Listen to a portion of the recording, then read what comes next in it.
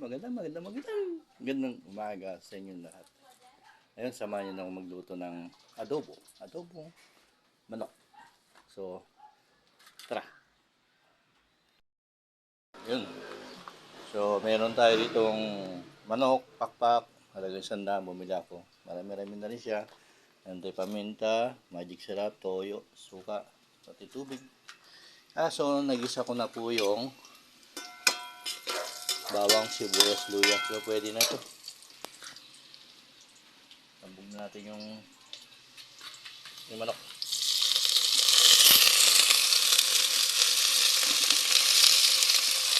Tambog natin yung manok.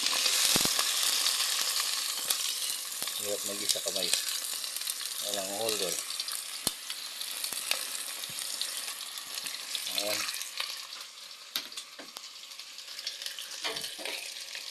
So, lumabo na naman yung camera natin. Punasan lang. Labo. Ayan.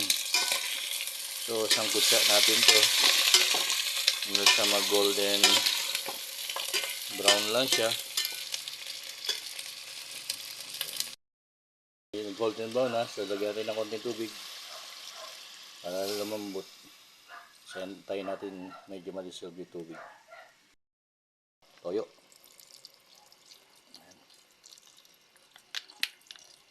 Para medyo pumasok na yung lasa niya dito. Natin ang paminta. May ako 5 pisong paminta. 5 plastic na maliit to.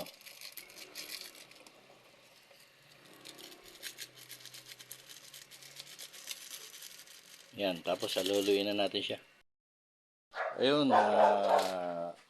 pwede kayo magdagdag ng asukal sa inyo. Ako kasi nagdadagdag po ako. Then, lagyan natin yung paminta. Yung seasoning. O mga guys, hindi to sambu kalahati lang to. Yung tira to kahapon. Mga tira-tira na namin dyan. Tagal naman ito maliit yung lalagyan. Okay na po yun. Antayin natin kumulo uli. Halo-halo lang. Medyo ano na siya. Lagyan natin ng konting suka lang. Konti lang. Tama na yun. Okay, antayin natin lang na medyo lumubog siya. Lumambot. Luto na yan. Lagyan natin niluluto natin. Wala na siyang ganong tubig. Tikman natin. Okay na. Sarap na. Pwede kayo maglagay ng laurel. Kaso ayoko may laurel. Kasi parang iba lasa. Okay, ready to serve na to. So, pa-help na lang po.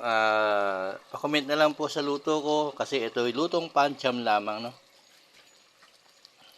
Patayin na natin siya. Okay, maraming salamat.